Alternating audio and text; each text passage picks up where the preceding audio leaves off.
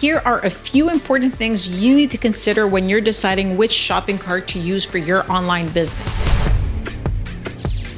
My name is Maria Sparagas, and I help tons of 7- and 8-figure merchants with their payment processing. And today I'm going to talk to you a little bit about shopping carts and what you have to look out for when you're choosing a shopping cart for your business. This is a really important decision. This is the most important decision you've made in your life. And if anybody knows, if you've been in business for a while and you've run an online shop for a while, moving from one shopping cart to another is literally a disaster. I mean, I know that sometimes you have to do it as your business is growing and so forth, but I know that a lot of my very rich and very successful merchants avoid moving shopping carts because it causes a ton of errors, it causes a lot of disruptions in the business, and a ton of things can go wrong. So if you are on the market for a new shopping cart, if you're migrating from one to the other, or if you're starting a business and you'd like to select your shopping cart. A shopping cart? Yes! I'm going to give you a few tips that will help you solidify your decision and really make the best decision for your business moving forward. So not every shopping cart works for every business. So it is important that you understand that just because your competitor is using one type of shopping cart, it might not necessarily fit your business and its goals. So really map out everything that I'm telling you and then select 2 or 3 of the best contenders based on those requirements that you're going to detail, and then make a selection. Now, I know a lot of people listening are probably, let's go with WooCommerce, or let's go with Shopify or PrestaShop, or, I have a CRM and it offers a shopping cart, so I'm just going to use whatever's in there. Now, like I said earlier, just because a shopping cart system is very popular in industry, it doesn't mean that it suits your business. It really depends, first of all, your revenue level right now, where you're predicting or where you're forecasting that you're going to get to, how many users you're going to have, and just, how you run your business in general. Now, the first thing that I tell all my merchants to do when they're looking at different software options is first determine what are the things that are non-negotiable in your business.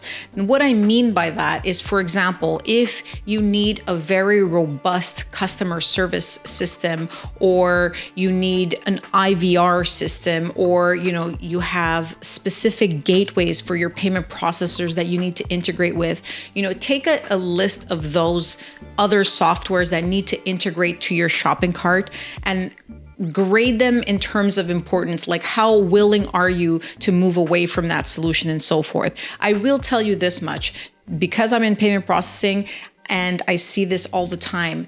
Your payment processor is a lot more important to your business than your shopping cart. I mean, you can find a ton of shopping carts to work with your payment processor and your gateway. So make sure that you choose a shopping cart that has a ton of different integration options and doesn't kind of pigeonhole you into using, for example, just Stripe or just one gateway option, as I see very often.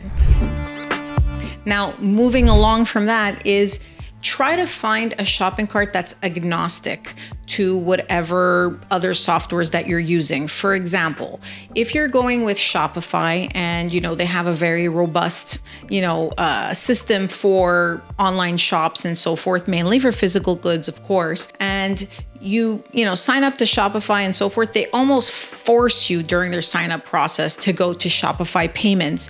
The reason for that is obviously they make a lot of revenue off their payments angle, so they want you to use that. And they actually penalize you and sometimes charge you extra fees if you want to work with another gateway or another payment processor. So you want to avoid stuff like that. I mean, you should be able to work with whichever other providers outside of your shopping cart that you want to work with and not be penalized for it. For example, with Shopify, if you don't work with Shopify payments, they tag on, 0.5% or 1% for any other payment processor that you're using, which is quite silly and a waste of money, of course. So if you're not going to be working with Shopify payments, ideally you don't use Shopify because they actually tag on a lot of extra fees that are unnecessary for your business. And now kind of moving forward, you want to think about cost. Like, are they charging you a cost per license or a monthly cost for how many users. And this will depend on your growth strategy. I mean, if you're a small business and you're thinking, you might do $50,000 or $60,000 a month, you may be in a very different position than a business, for example, that's doing $1 million a month. You may have a lot less users. So it may not be that important, for example, if you pay for a couple of licenses and that's it. But for businesses who have perhaps, 20 or 30 different people accessing the shopping cart for various operations, you want to try to avoid having to buy one license at a time. You want to work with a provider that ideally can sell you a lot of licenses at once or give you a flat monthly fee so you can avoid paying money just for software, right? Because at a certain point, as you keep growing and growing and growing your business, this can be a very substantial amount of money to the point where I've seen some of my merchants just trash the shopping cart that they were using because it was costing them so much money, and they built their own because it was going to be cheaper to build their own than just to continue sustaining the payments per license for the other software they were using. So keep that in mind and, map out your growth strategy for the next couple of years, where you think you're going to go. And remember, look at the cost of what you're going to need to sign up and look at the cost of packages as you grow, right? So it may be, $150 a month for one user for 1 month, but then as you grow, for example, you need 10, 20 users. What's the cost of that? And how is that going to impact your business and your profitability? Now, you also have to think about some technical things. You have to think, for example, where is this software being built and how easy is it for you to get support? So you should be testing that stuff out. For example, send an email and see how long it takes for them to respond to you.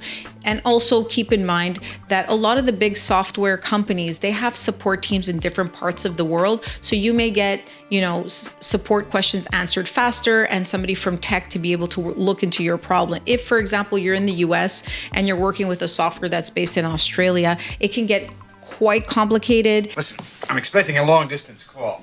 And quite irritating to try to get any support, especially if something goes wrong on the tech side and you're not able to run your business properly. You don't want to have to wait 12 hours every single time to get a response. And you want to be able to get somebody on the phone. So a lot of different companies right now really just rely on AI bots and online service. You want to be able to, worst case scenario, at least have one phone number that you can reach out to. Now, I know we all, work online and so forth, and we're used to chatting and so forth, but I will tell you the power of a phone call is quite important. If you have something that's causing your business to be at a standstill, you want to be able to pick up the phone, call somebody, and try to get that resolved as quickly as possible. I assume this call is important. So make sure not only that they have, chat support and email support, that worst case scenario, there is somebody that you can call and try to figure out a problem with. Now, talking about support and, different features and so forth, you want to also check the schedule of how frequently they update the software. So if you're going on and you're looking through different updates and so forth, and you see the last update was done over a year ago, well, I can tell you in software terms, no good. You want to make sure that the software is being updated, that it has frequent updates. Technology changes very frequently. Viruses and ways of doing things change so frequently that if your software has not been updated in a year or more, I can tell you it's out of date. So you want to make sure that there's frequent software updates, that there's new features that are added as well to this software, because as you're progressing in your journey for your business and selling online, you'll need new things, you'll need new integrations and so forth. So you want to make sure that whatever shopping cart that you choose is actually, adding new softwares that they're integrating to. They're adding new features that can help you sell. And, just make sure that they're keeping up to date. So make sure that, I would say at minimum, you want to have a quarterly update to whatever software that you're using. Now, also talking about feature updates and so forth, depending on the size of your business and what you're selling, and obviously your future forecasts in terms of sales, you want to be able to have a possibility of requesting a feature update that you can pay for. For example, if there is a feature that you're, dying to add because it can add 5 or 10% revenue, then you should be able to contact them directly, ask them for a quote to add a feature, and then they should be able to give you a reasonable timeline in order to do that. What's the timeline here? I work with different software companies, and some of them say that they're going to do it. And I guarantee you want to test this process. So for example, I have one software company that I work with very closely, and I asked for a feature upgrade and they told me it was going to take 18 to 24 months. I mean, with the pace of technology and how things move, I can tell you that in 18 to 24 months, whatever I'm asking for right now is probably going to be obsolete. So it makes no sense in even doing this